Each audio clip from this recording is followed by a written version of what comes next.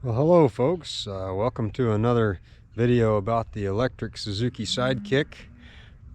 Today we have something a little different. I'm going to go on a little bit of a drive and take you along, and we're going to do a little bit of off-roading. And as you probably are aware if you've watched any of my other videos, this thing is not built to be a serious off-roader, but it certainly still has most of its stock off-road capability, if not a little more. And then I'm also going to tell you a story, and this is going to be a cautionary tale, especially for those of you who either have or are considering buying and installing a Hyper9 IS system in your electric project. You're definitely going to want to listen up to this because it might save you a lot of money and a lot of heartache not making the same mistake I did. So without further ado, let's lock in the hubs. There's one.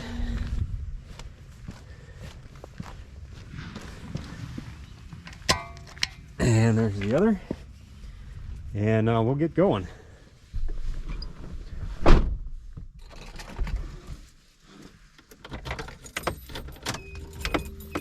All right, we're just gonna go for a little drive around my property here. I went ahead and locked in the hubs, you saw that. So I'm already in low range in the transfer case. I have this twin stick set up. Probably can't quite see it on the view there. So I'm still in two-wheel drive, but I'm in low range already. So we're just going to go for a drive here, and I'll tell you about what's happened with this rig over the past month or so that turned out to be pretty frustrating, but also quite a learning experience. So had an incident where my daughter had been driving to school for a couple of days with this rig, and I needed to take it back to the school to pick up my other daughter. And we thought we had been charging every night like usual, and I got in the rig, and the little battery readout on the display here on the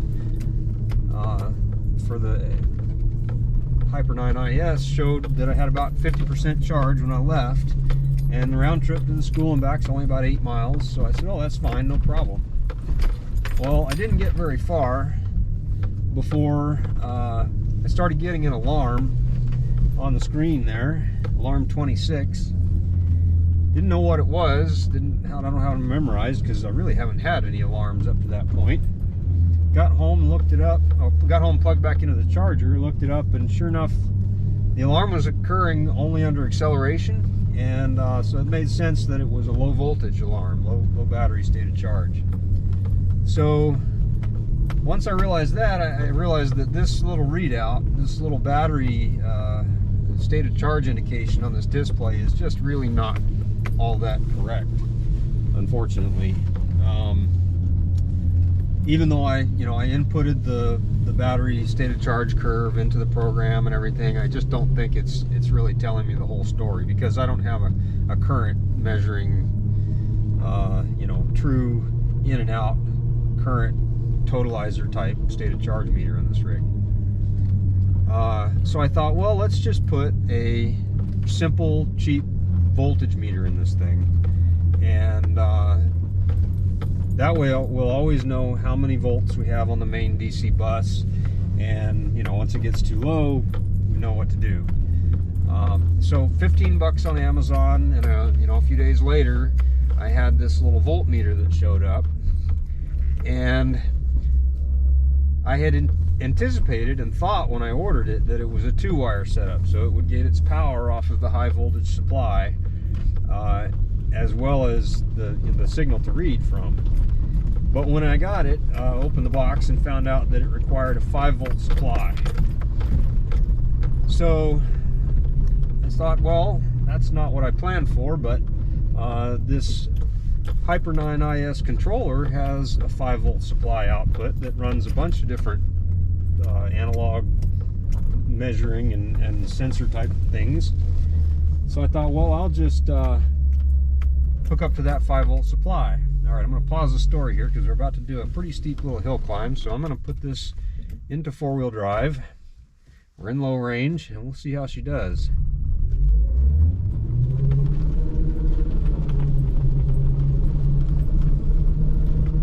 Oh yeah, just right up at no problem. So I wired everything up for this little voltage meter, high voltage coming off of a key switched source, so it wasn't always hot, and 5 volts tapped into the 5 volt supply and 5 volt ground off of the controller. And this is where I made a mistake. Every voltage tester I've ever worked with, I'm used to little digital voltmeters.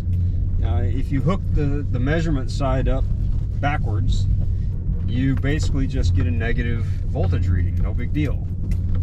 I didn't pay that close of attention to this little voltmeter that I ordered, but it is not wired that way apparently, because I accidentally hooked the high voltage side up in reverse polarity, plugged it all in, and when we turned the key, and my daughter was actually holding the little voltmeter in her lap, and it sparked and let out its smoke and immediately died.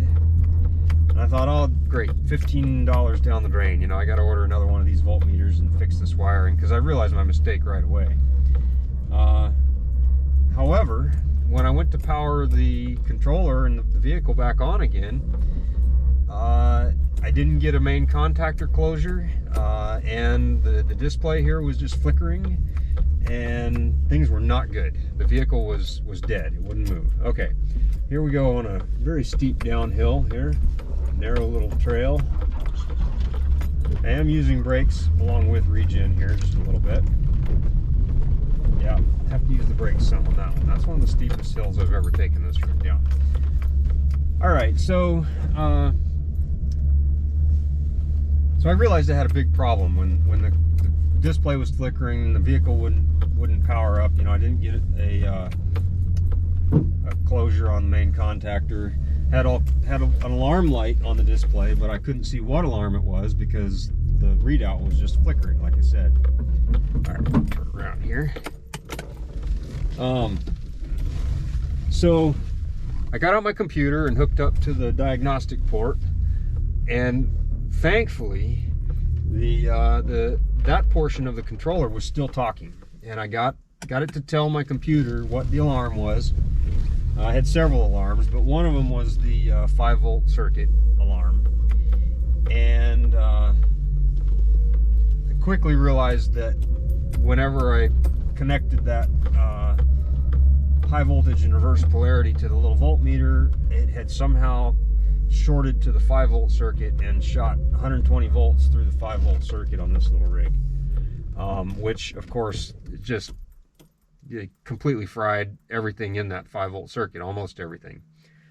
What ended up happening, to make a long story short, is the entire controller was a loss. So that was, had to order a new one, over $2,000. Luckily, they were in stock. Thunderstruck Motors helped me out, and from the day I sent them the first email to the day it arrived direct from NetGain Motors, that controller, I believe, was 5-day turnaround. So shout out to Thunderstruck Motors on that, and a couple other things I'll mention here in a second. They did amazing. So then I got that installed, all hooked back up, and I still had alarms on the controller. This time it was the motor encoder, which is the little spin sensor on the back of the motor. I'll show you a little shot of that right now. This is the Tau X1 controller that comes with the Hyper9 IS system, except for this one right here is a paperweight because it was destroyed. Mostly the 5 volt circuit, but it had some other issues that were showing themselves when all the debacle happened. So just so you understand what component I'm talking about, this is the inverter and controller. This one's a dead one. Okay, here's the motor encoder, also known as a spin sensor. The side you're looking at right here faces the rear shaft of the Hyper9 motor, and this side would face the outside, the back end of the motor. It just mounts on with a couple of retaining brackets, and it's not even really retained in exactly a specific clocking, other than the fact that this wire coming out the side has a slot that it fits into, so that holds it approximately in the correct clocking position. But luckily it was very easy to replace. Is this one connector that just needed to be unplugged, and those two brackets with the 2 bolts each on the back of the motor. Also, luckily, I had just enough room between my motor and my front battery modules to get the Allen wrench in there and get those bolts out. But yeah, this one also got toasted because it uses the 5-volt source to send the signal back to the controller, and that jolt of high voltage was too much for it. So this one, again, this is another paperweight, but just so you get an idea of what component I'm talking about, here it is. And turned out that was fried as well because it runs off the 5-volt circuit. So Thunderstruck Motors really came through on this one. They actually talked to NetGain Motors. NetGain had a used one that was in good shape, totally fine. They sent it to me for free of charge. Did not charge me a dime for that. It's super, super awesome of them to do that for me. So I got that installed. Still wouldn't, once that was installed, the alarms were cleared, and I had main contactor closure. The display was good again after I initially had reinstalled the new controller. But I still had no throttle output. Well, the throttle runs off the 5-volt circuit as well. So luckily was able to get on eBay, order a new throttle. We'll show you that right here. And here's another close-up view of a destroyed component. Looks just fine from the outside, but again, the throttle potentiometer uses the 5-volt source circuit as its power supply, and then sends a 0 to 5-volt signal back to the controller for telling it what the throttle input is. And after the incident, I was never able to get a signal out of this throttle pedal again. This is just a used Toyota Prius throttle pedal that Thunderstruck Motors sold me with the main Hyper9 IS system as a kind of an add-on.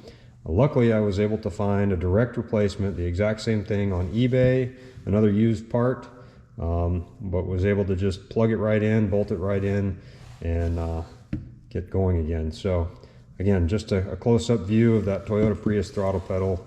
This one is a goner. It's worthless now. And finally, with a new throttle installed, she's back up and running.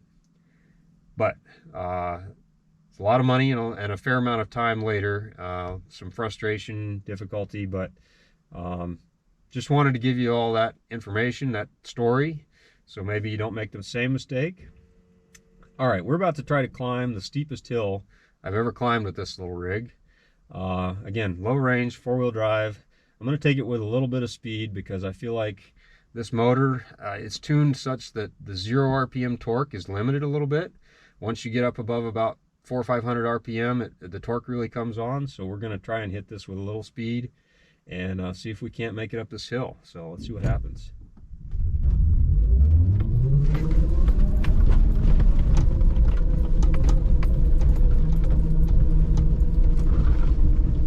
All right, that took about 70% torque in low range, so not bad.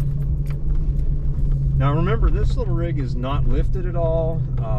It actually had a body lift when I bought it, but I took that out because I hate body lifts. Why raise the center of gravity and the overall profile without raising the suspension? But no lift. I think they're stock size tires. They are much better tread than stock tires, but I believe the size is stock.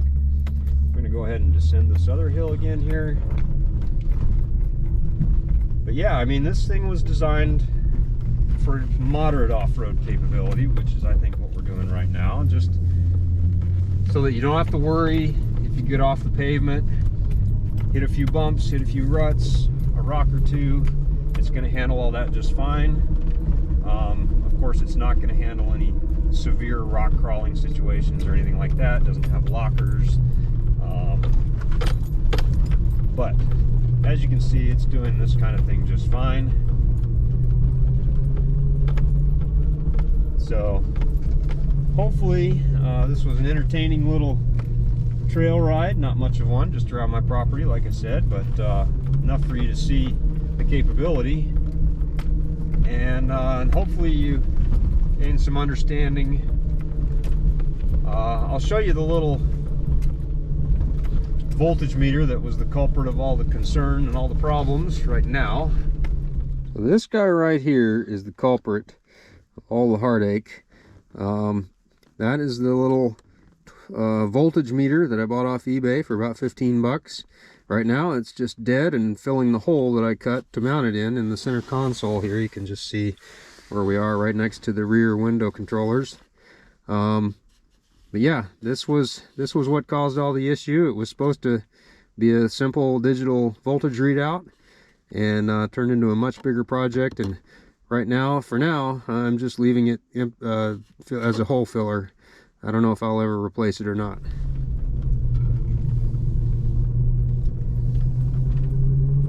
All right, well, here we are coming back up to the driveway. I'll take it out of four-wheel drive before I hit the pavement.